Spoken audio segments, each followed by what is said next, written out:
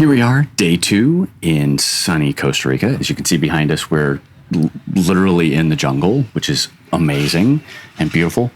And you can hear the jungle birds behind us squawking away, so that's kind of fun. Yeah, which is one of the reasons why we wanted it to go outside, so that you could see possibly some things run past us and hear all the amazing sounds. So what happened yesterday? Oh my gosh. Okay, so yesterday was really orientation day. People are flying in, getting their bearings, getting all set up, that type of stuff that happens on day 1. And then we, right around dinner time, right before dinner time, we had an orientation, kind of the lay of the land of what to expect in Costa Rica when you leave the resort, what the town is like, where to find things, all that, money, shopping, whatever. And then we had a speed dating event, which was a lot of fun. Yeah, and it's a different kind of speed dating event. Everyone's given a nut or a bolt. So if you're a gentleman, you get a bolt. If you're a lady, you get a nut. And they're all different sizes. And so the object of the game is to go around the room and find your matching nut bolt combination. And if it matches, then you introduce yourselves, have a little bit of a conversation, and then 5 minutes later, you rotate. So it's kind of fun, and it's not just your standard go to, ring the bell, go to the next table, ring the bell, go to the next table. You kind of, it's a little bit of a scavenger hunt too, which makes it that much more fun and more interesting. And it's funny too, because some of the guys will have a really large bolt and your nut's really small. And so I found myself walking up to people and go, "Oh my God, your bolt is so big." So you start laughing and it sparks conversation. And then, you get to know people in a different way. And sometimes that's all we need is just a little bit of an icebreaker. So that was a lot of fun. Yeah. And, the typical questions about how'd you get in the lifestyle? Is this your first trip? Have you ever been to Costa Rica before? And away you go. And exactly. Some people were a little rebellious. And if they didn't match, they stayed and talked anyway. Yes. Which kind of made sense because some people lingered a little longer when they were talking with their matches, etc. Yeah, sometimes you find a good connection. You're like, ooh, I want to know more. So, yeah. Then we had dinner. Yeah. And dinner was amazing. So every day we get the menu of what it's going to be. Last night it was fish. You got an entire fish wrapped in this aluminum foil, the head on it and the tail and everything. And then we had rice and beans and plantains. And what else did we have with that meal? I can't remember. There were some vegetables and... I don't know. All I remember is how good the damn fish was. Yeah, the fish was very good. Very good. A white fish. It's amazing. Yeah, and there's usually beans and rice with every meal, and usually some kind of a baked or fried plantain, which is great for dessert. It tastes so good. And we say beans and rice, but these are not your standard beans and rice. They're like better beans and rice. Yeah, it's seasoned, so it's almost like a Spanish rice where it's got some flavoring and some seasoning, but it's very unique to Costa Rica and so good. Some yummy stuff. So then we had the dinner and we got ready and we all hopped on this massive bus and we headed into town, which was a whole 5-7 minutes. Right. So we could have just walked, but the bus was nice because some of us had some high heel flip-flops. And we got off and we got to walk through town. We took everyone through a tour of, what to see in town, where to stop, where the hot spots are. And we stopped at a bar. The goal was to stop at 2 bars. But during this, we were also doing a poker crawl where you pick a card. And at the end of the night, if you've got, whoever wins poker gets a free weekend at Sea Mountain. Yeah, Sea Mountain Inn. Mm-hmm. Yeah. So there was a winner. And the first bar we went to was the Ohm Bar. Yes. And it was a lot of fun. The drinks were expensive, but it was a lot of fun. And the music was great. In fact, I took a video in the bathroom. I haven't looked at it yet to see how good it is. And so if it's good, I'll post it up on TikTok for you guys. You didn't know that part. I didn't know that part. It's like, what? What? Huh? Yeah, so the Ohm Bar was fun. Very young crowd there, and so we were getting a lot of looks because we were a big group. Most people kind of came with 2 or 3 of their friends, and they were there for the normal downtown crowd, and we were the unusual downtown crowd, so we were new. And it was interesting. There was a lot of American music being played in this bar in English, so that was kind of surprising, but we loved it because we could relate to it. And maybe the DJ did that on purpose. I'm not sure when he saw us. Could now be. that I think about it. Could be. We were done there. We spent about, an hour there. And then we went back out and we went to the next bar. There was actually 2 other bars we were supposed to go to, but we ended up at the Marlin because that music was way better than the other one. In fact, the other one didn't have any music, which is why we all went to the Marlin. Yeah, the green room had ended the live music. Usually there's live music played there, and they were done performing for the night by the time we had gotten there, which was early. It wasn't that late. No.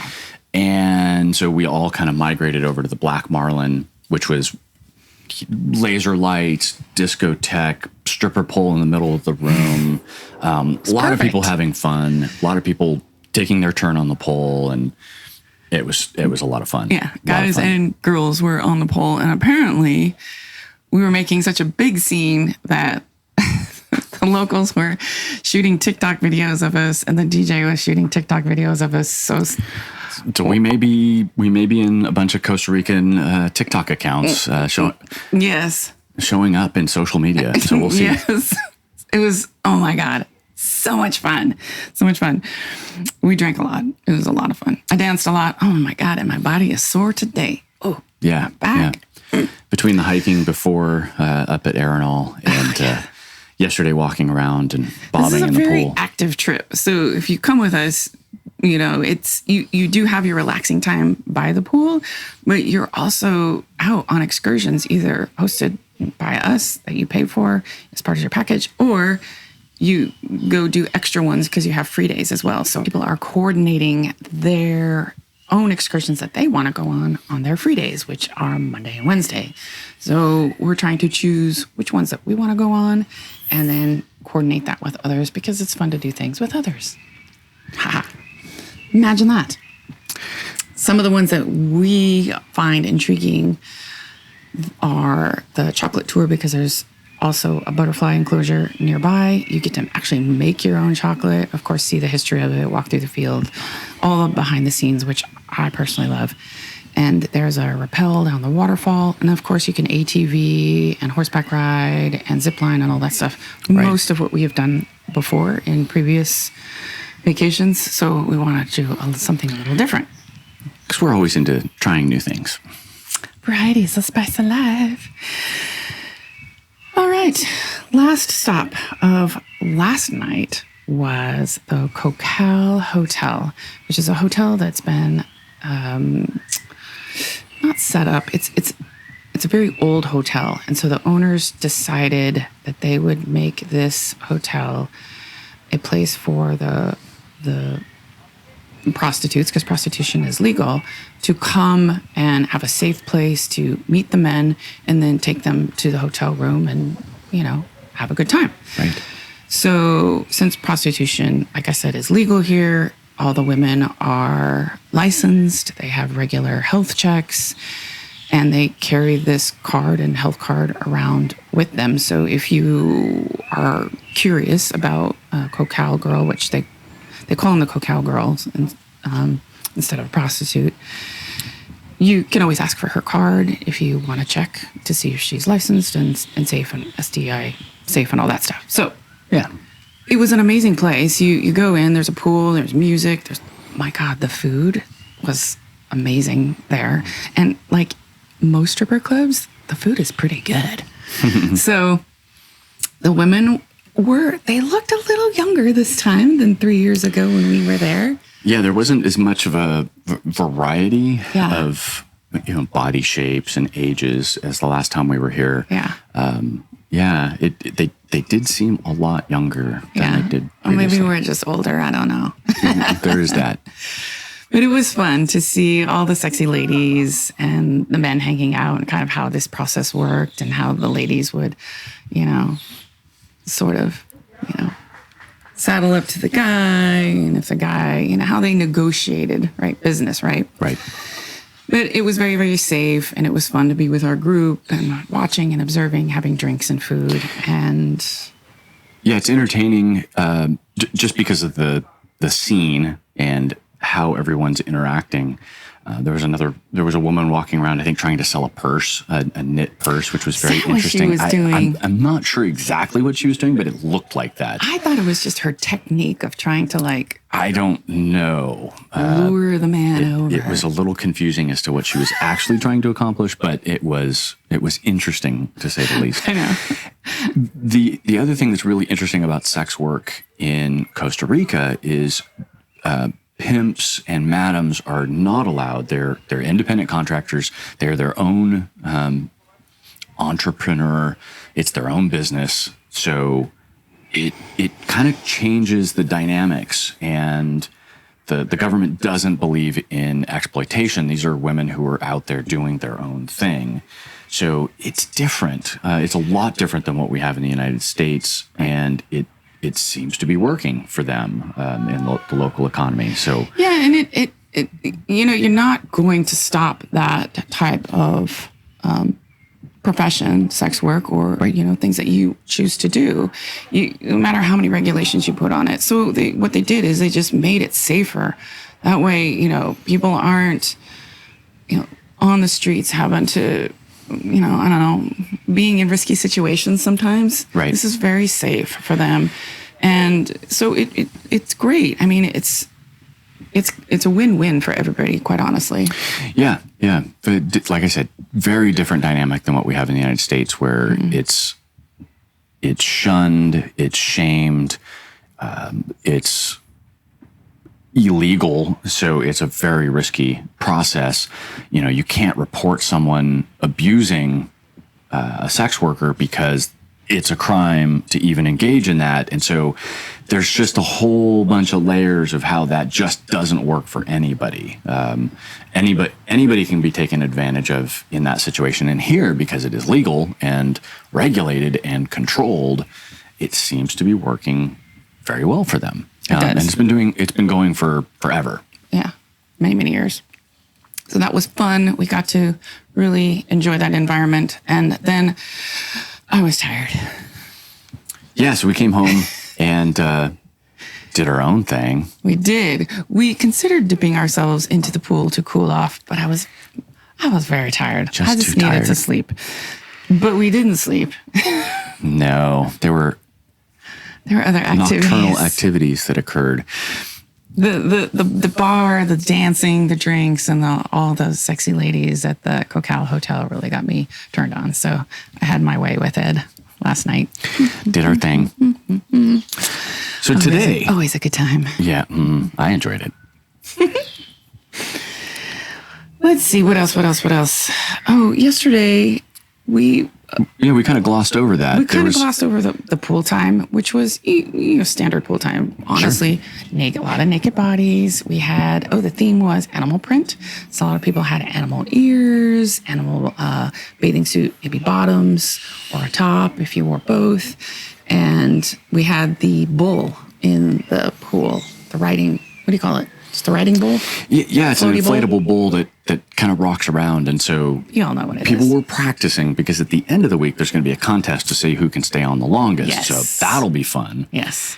That damn thing is slippery. It's really hard to stay on, and it moves around. It was so funny. People were making so many jokes about one of the guys got up there and they were laughing about his butt cheeks were just clamping onto the bull and the guys were trying to throw him off, and he had some strong legs, or as they were saying, butt cheeks that were really holding him on.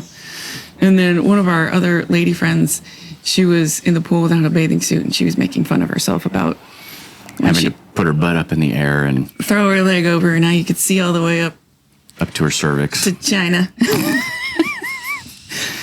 So she's always a hoot. She makes a lot of fun of herself and makes me laugh. Very competitive. Her goal is to get up win. and stay up. So there you go. So it's on. Have you been practicing? I have not. So I have to get up on my bull riding skills.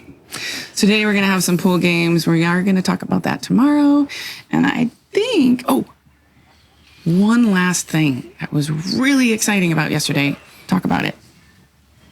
The little furry things. Yeah, so it's typically at this resort, there's a troop of monkeys that goes through every morning, and they pick mangoes, and the ones that they don't like, they throw down onto the ground or onto the tin roofs, which makes a ton of noise. Well, because of the strange rainfall that they've been having this year, the date palm bloomed late. And so the fruit now is ripe and ready. And so the monkeys are coming down to the pool area and eating the fruit. And it was great because we're all sitting in the pool having a conversation, and this group of monkeys start climbing and jumping through the trees. And like a dozen. Not even kidding. Oh, yeah. At least a dozen, if not double that. Big monkeys, all capuchin monkeys, so the white-faced monkeys, and baby monkeys, like little tiny ones with their moms, and they were either hanging on to them, and you'd watch the older, more experienced monkeys and the mother monkeys jumping, like barely getting a hold of the branch when they land on it, and then just going. And then you could see that the younger kind of teenaged monkeys that weren't quite as sure of themselves were very hesitant to jump, and one of the mama monkeys had to come back and get the younger monkey. I know. He was so cute. And take him across. But it was so funny to watch him go, I don't know.